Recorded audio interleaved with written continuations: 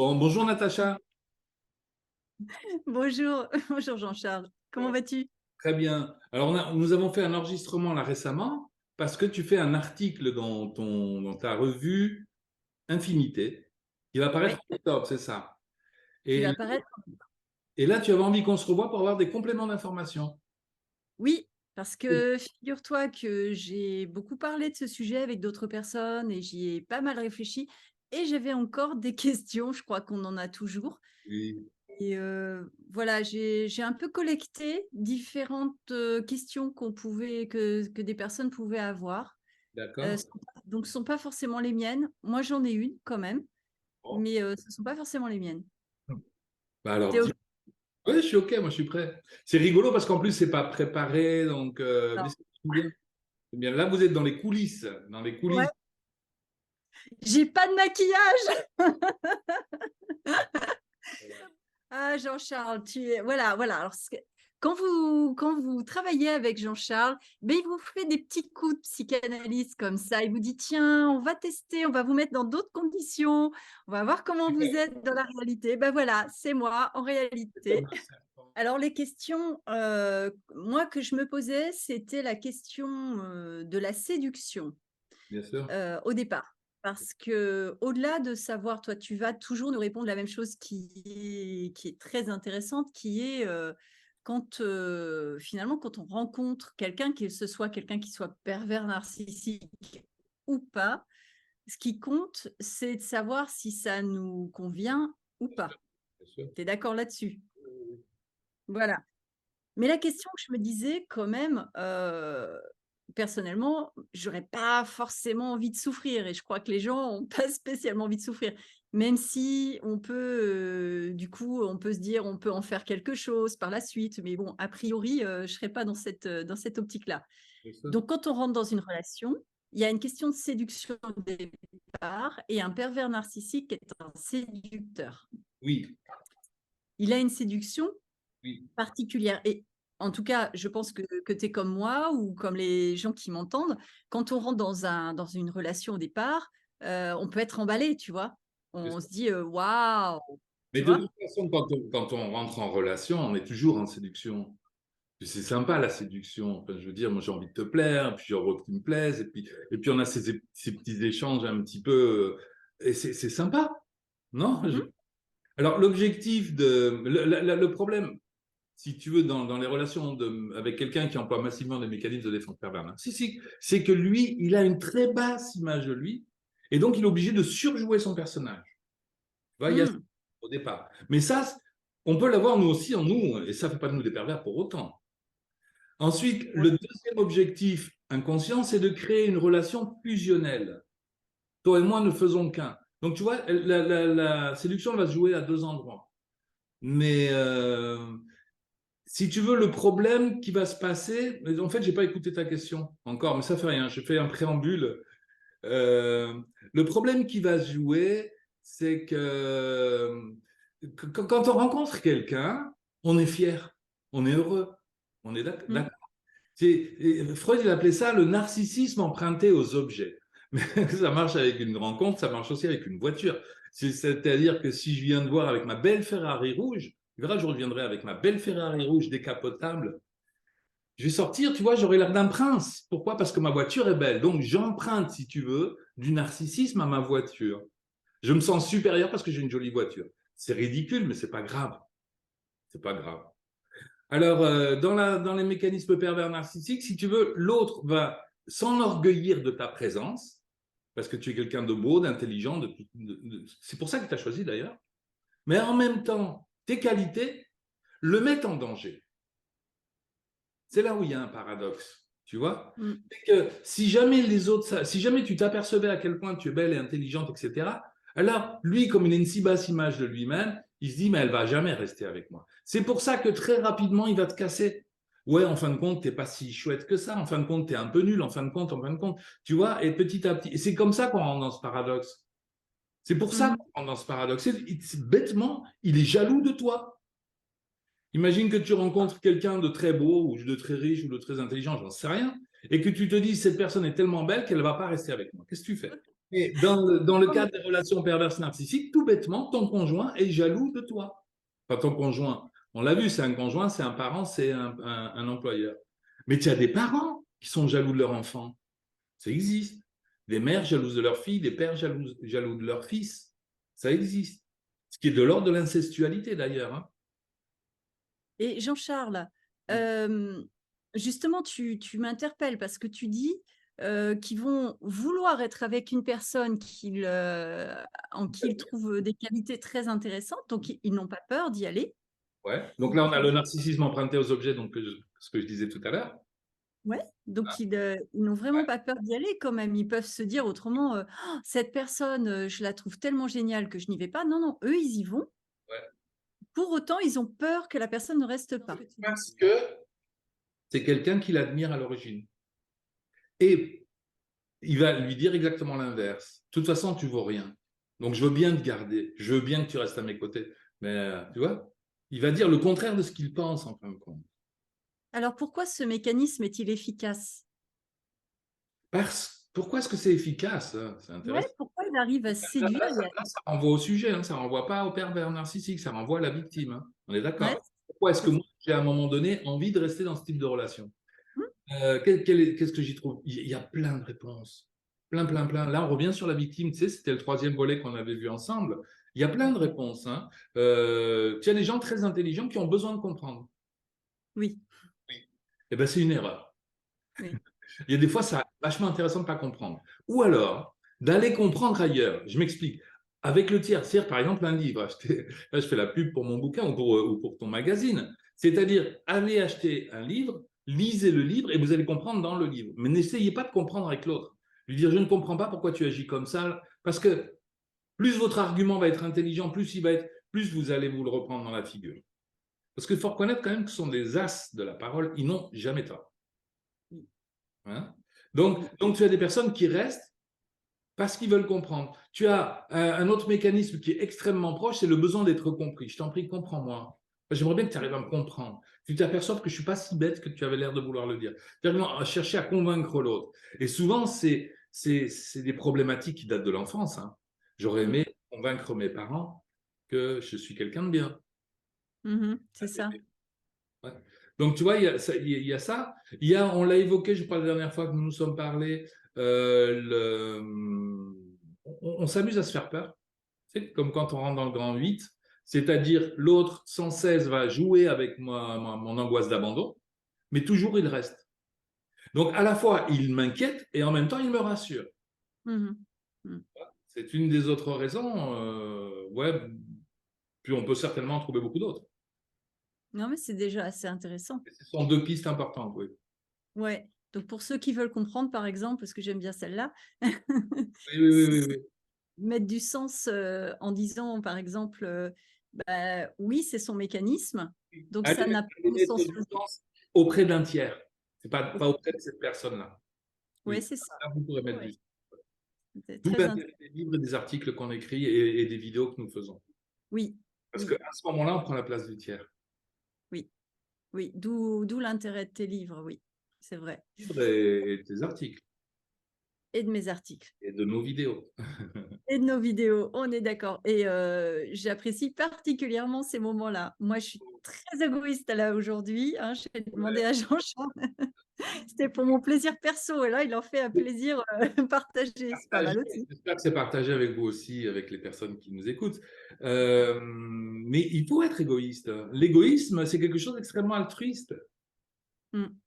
Si je viens de voir parce que ça me fait plaisir, ben écoute, c'est un plaisir qui va finir par se partager. Si je Mmh. viens pour te faire plaisir, bof, bof. On le fait parfois, hein. Parfois on va voir nos vieux parents à un moment où on aurait préféré. On peut aussi faire un effort, c'est pas grave. C'est pas grave. Voilà.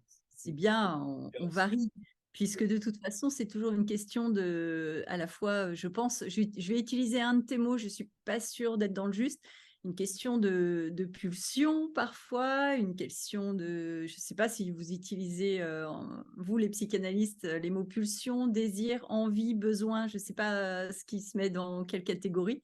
Oui, oui, oui, ça pourrait être l'objet d'une autre vidéo parce que ça serait long de répondre à cette question. D'accord. J'ai un livre qui s'intitule La pulsion. Tu as un livre qui s'intitule La pulsion? Et le deuxième qui est apparu, oui, après les pervers narcissiques. La pulsion. Oui. Donc, ça, ce mécanisme, je l'ai lu dans un de tes bouquins. Je crois que c'est le livre sur les pervers narcissiques, où tu parlais justement de la pulsion que le pervers n'arrive pas à gérer ou à vivre, je ne sais pas trop, et Ah, qu'il le expulse à oui, oui, oui. l'extérieur. Oui, Et c'est Paul Colodracamier qui disait, il parlait des schizophrènes, mais on n'est pas très loin quand on parle de la perversion narcissique. Il disait les schizophrènes ne supportent pas le conflit intérieur, et dès qu'ils sont pris dans un conflit intérieur, ils s'expressent de l'expulser dans l'autre, c'est de ta faute, c'est à cause de toi. Et j'avais donné un exemple d'un monsieur dans sa voiture avec son épouse qui a embouti la voiture de sa femme. Dès qu'il a ce sentiment de culpabilité, immédiatement, il dit c'est de ta faute. Tu vois? ouais. Ouais. C'est ça. Ce qui m'avait permis de comprendre la différence entre quelqu'un qui est plutôt dans le registre de la psychopathie pure, qui lui ne ressent pas à ce moment-là la culpabilité, Non. alors que l'autre, il va être sur le point de le ressentir, mais hop, il ne sait pas le gérer, donc il l'expulse. Est-ce que quelqu'un qui serait massivement dans des mobilisations de ce type-là, donc pervers narcissique, mécanisme de défense pervers narcissique, qu'est-ce qu'il ressent dans son corps? Et est-ce que le fait d'accueillir ces émotions serait dangereuse, sans sécurité, ou serait dangereuse tout court? Oui, c'est dangereux, oui, oui, Est-ce que accueillir. ça peut être possible? Est-ce qu'on peut travailler là? Oui, oui. Tu peux me dire Accueillir ses plus? émotions peut être quelque chose de dangereux, effectivement. Dire à l'autre je t'aime, par exemple, c'est se mettre en danger. C'est prendre le risque qu'ils nous regardent et qu'ils nous disent bah ouais, bah, je partage pas ton sentiment, par exemple. C'est extrêmement dangereux. Alors que lui dire tu es nul, regarde bien, dans les projections, il n'y a pas grand danger. Si je te dis t'es nul, bah, tu vas dire mais non, regarde, t'es déjà en train de te justifier. Alors que logiquement, on devrait répondre à l'autre, non, c'est toi qui l'es. Comme on disait à l'école maternelle, c'est celui qui dit qui est, quoi. Tu vois ce que je veux dire? Donc, quand je te mets en accusation, je ne me mets pas en danger. Alors que si je parle de mes sentiments, je me mets grandement en danger. Tu vois? D'où l'intérêt d'être plutôt dans la projection. Quant à avoir des sentiments, quant au vide, c'est encore autre chose. On peut penser qu'effectivement, nous abritons tous une, euh, une dépression. Nous avons tous eu à traverser à un moment donné une dépression, et même plusieurs dans nos vies. Ce sont des phases qui ressemblent, à s'y méprendre, aux phases de deuil. Mm. Certains d'entre nous les avons traversés, d'autres on ne les a pas encore traversés, il va peut-être falloir qu'on y revienne. C'est pour ça que nous connaissons des phases de dépression dans nos vies. Je pense que les personnes qui emploient massivement des mécanismes de défense pervers narcissiques, et pas que, ne peuvent pas rentrer en dépression, ça les effraie. Ça les effraie. Mhm. Et je pense que pour eux, c'est intéressant de faire vivre leur propre dépression à l'autre, en les rendant, j'avais cité le titre d'un livre états-unien, L'effort pour rendre l'autre fou, à Rolf Searle. Hein. Essayer de faire tomber l'autre en dépression. À nous deux, nous ne faisons qu'un. Toi, tu vas rentrer en dépression, pas moi. Moi, je peux pas. J'y arrive pas. Et cette notion de vide me fait penser à cette dépression. Cette dépression, c'est peut-être bien une grande peur du vide. Et j'avais traité ça, tu le trouveras, je crois, dans Transformer souffrance et colère en énergie d'éveil, parce que c'est quand même intéressant. Quand tu regardes quelqu'un qui est proche de la décompensation, que tu le regardes dans les yeux, tu t'aperçois qu'il y a un vide, tu le sens ce vide, tu peux le sentir si tu rentres en empathie avec, et à quel point ce vide les terrorise. Et c'est cette peur du vide qui les fait parfois décompenser. Mais si tu allais voir un maître zen, par exemple, en haut de la montagne, il te dirait, à un moment donné, je rencontre le vide. Et comme je suis vide et comme Mhm. le monde qui m'entoure est tout autant vide, alors je comprends que rien ne naît et rien ne peut mourir. Et là, ils accèdent à l'éveil, ce qui les transporte dans une grande joie. Donc, la notion de vide doit t'emmener en enfer pour les uns et au paradis pour les autres, semblerait-il. Il semble, me semble-t-il. C'est là-dessus que je voulais aller. Ah, tu vois? Je voulais aller là-dessus parce que oui, quand on médite, comme toi, je médite, et j'ai rencontré ce vide qui Oui, était effrayant au départ. Et en rencontrant ce vide, je me suis rencontrée moi, mais pas moi en tant que personne et personnalité. bien Je sûr. me suis rencontrée je ne peux pas dire, je peux pas dire que c'est Natacha que j'ai rencontrée et ça fait peur parce que c'est une forme d'inconnu. En tout cas, après c'était connu puisque c'est quelque Oui. chose de je peux pas définir, hein, j'ai pas de mots pour ça. D'ailleurs, je ne définirai pas ça. Mais c'est justement là où je voulais aller avec toi, là, dans ma question. Je me disais, mais si on arrivait à leur dire, OK, c'est possible. Regarde, il y a une cascade, Embrasse traverse le cette vide. cascade, embrasse le vide, plonge, mais en sécurité. Tu es là, tu es avec moi, on travaille, on est là, je t'accompagne, puisque cette personne a peut-être peur. Moi, je l'ai faite toute seule, en méditation, mais parce que peut-être j'avais cette sécurité que d'autres n'ont pas. Mais, d'autres on pourrait le faire, non? Tu penses pas? Oh, oui, mais il faut que la personne nous le demande, hein. On ne peut pas emmener Ah quelqu'un bien quelque sûr, part on sans qu'il ait travaille. réfléchir au départ. Ouais, Non, non, ouais. mais on Il y aura travaille un quand travail quelqu'un vient magnifique te à faire voir. là, avec, à Oui, partir de la méditation, à partir de la psychanalyse, à partir de ce que tu fais sans doute aussi. Oui, oui, oui, c'est possible. Oui, c'est marrant, tu disais, il y a des questions que je ne t'ai pas posées, là je voudrais te poser de nouvelles questions. Ben, moi aussi, depuis, je sais plus, c'est hier ou avant-hier quand on s'était parlé. Je perds un peu la notion du temps. vendredi, vendredi. À notre naissance, au départ, si tu veux, avant de naître, certainement nous ne faisions qu'un avec le monde qui nous entoure. Donc, le liquide amniotique, et nous, c'est une seule chose. À sa naissance, l'enfant doit avoir toujours ce fantasme d'unicité avec sa maman. C'est-à-dire, la mère n'est pas un être séparé de lui. La mère serait un petit peu son prolongement. Et petit à petit, ce qui se joue, c'est la séparation de la maman, en fin de compte. Avec, au départ, certainement, ce regret qui fait comme non, moi j'aurais préféré rester en fusion. Donc, il y a ces deux pulsions antagonistes, qui est le désir de retourner en fusion et le désir de s'individuer, de se séparer.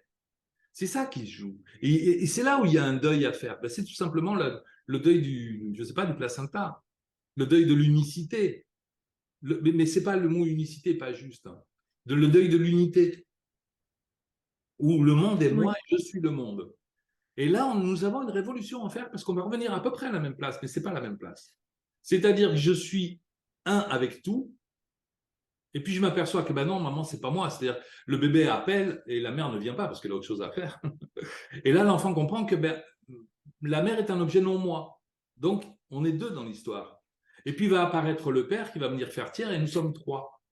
Et nous, dans notre méditation, et c'est là où, pour répondre à la notion du vide, dans notre méditation, à un moment donné, nous pouvons réaliser que non, en fait, nous ne sommes ni un, ni deux, ni trois. Il y a cette absence, je ne sais pas comment le dire, je sais le dire en sanskrit, c'est shunya. Shunya, et qu'on traduit généralement par vacuité, mais je ne suis pas certain de la traduction. Shunyata, c'est-à-dire je n'existe pas, moi, en tant que chose distincte du monde, je fais juste partie de l'univers, quoi.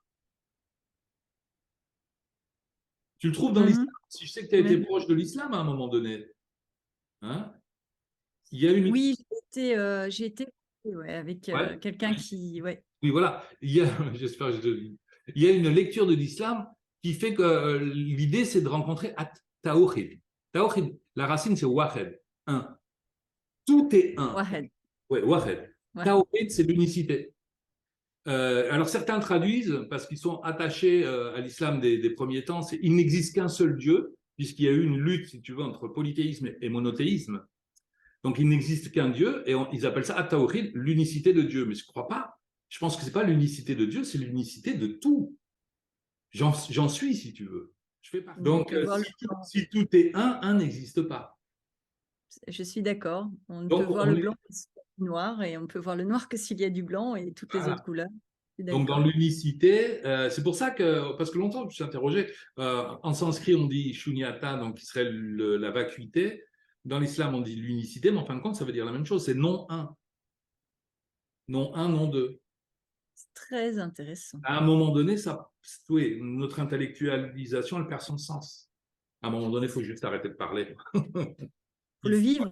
il faut vivre, il faut méditer, il faut se prosterner si c'est notre choix, faire ce qu'on a à faire.